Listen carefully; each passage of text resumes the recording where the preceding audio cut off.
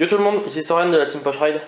Donc comme promis, je vais vous faire un tuto mécanique sur comment monter les pegs sur un BMX. Donc tout d'abord, vous aurez besoin d'une clé à pipe, voilà, avec les embouts adéquats, à savoir du 15 et du 17 pour ma part, de pegs, ce qui paraît plutôt logique en fait.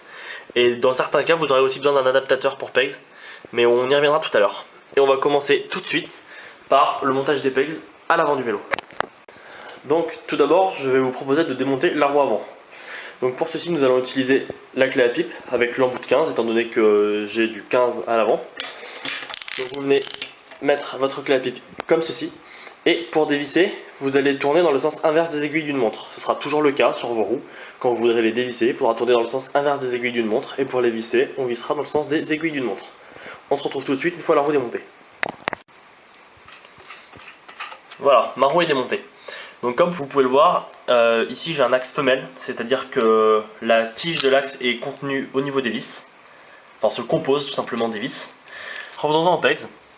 Comme vous pouvez le constater, il y a des pegs qui possèdent un diamètre supérieur aux autres, par exemple celui-ci est beaucoup plus gros que celui-là. C'est tout simplement car certains pegs ne sont adaptés qu'à certains types d'axes, par exemple ce peg-là ne peut se monter qu'avec des axes avant, ou des axes de 15 mm en tout cas, alors que celui-ci ne fonctionnera que sur des axes de 17 mm. Ces pegs-ci sont réversibles, c'est-à-dire qu'à l'aide de l'adaptateur, on peut moduler entre 15 et 17 mm en plaçant l'adaptateur à ce niveau-là au moment de la mise en place.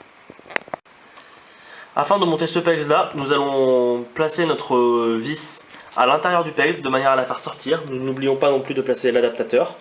Il va ensuite falloir remettre cette vis sur la roue et visser, tout simplement. Nous allons faire pareil de l'autre côté avec ce peg. Voilà, la clé à pipe est placée de manière à pouvoir revisser. Dernière étape, le serrage de la roue. Pensez à ne pas trop visser vos pegs avant de remettre votre roue, sinon elle ne passera tout simplement plus dans votre fourche.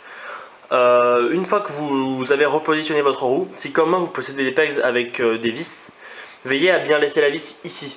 Cette vis va servir, une fois que vous allez grinder, à éviter aux pegs de tourner et donc de se dévisser tout seul. Voilà. L'avant du vélo est monté, nous allons maintenant passer à l'arrière. Il suffit donc juste de changer l'embout de la clé à pipe. Cette fois-ci, pas besoin d'adaptateur, les deux pegs sont compatibles avec un axe de 17.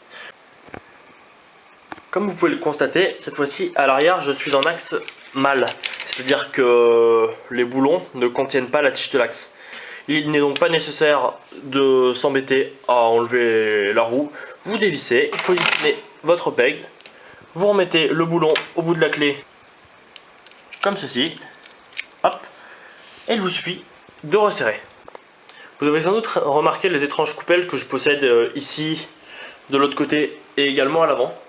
Il s'agit d'upguards, ce sont des petites soucoupes en métal qui viennent protéger les moyeux lorsque vous faites des grinds. Je le conseille vraiment, ça permet d'éviter l'usure des moyeux et c'est toujours problématique de changer un moyeu étant donné que c'est très cher. Ça coûte à peu près 25 € pièce. Enfin les miens en tout cas coûtent à peu près 25 € pièce. Mais c'est un bon investissement si vous souhaitez préserver vos roues. Il faut cependant quand même noter que à l'arrière, du côté du driver, l'upguard est un peu différent. Donc vérifiez bien si vous achetez des upguards, de bien acheter deux upguards différents à l'arrière. Et notamment bien un adapté pour le driver. Et voilà, une fois ces opérations effectuées, vous pouvez enfin grinder librement, en toute impunité, car vos pegs sont montés. Un des problèmes dont souffrent de nombreux riders, c'est la chaîne. C'est-à-dire que là, j'ai monté mes pegs et ma chaîne est détendue. Nous allons voir ensemble une méthode pour la retendre simplement. Commencez tout d'abord par dévisser votre roue, des deux côtés. Voilà, une fois la roue dévissée, il est inutile de l'enlever, hein, là la roue est dévissée. Vous allez vous placer comme ceci. Voilà, avec vos pieds contre votre selle. Vous allez d'une main attraper votre roue et la tirer en poussant la selle avec vos pieds. Voilà, comme ça vous pouvez tendre votre chaîne à souhait. Vous pouvez également choisir de bien centrer votre roue ici. Et ensuite vous allez serrer d'abord d'un côté, puis ensuite de l'autre, de manière à ce que la roue ne bouge pas, tout simplement. Et voilà, votre chaîne est tendue.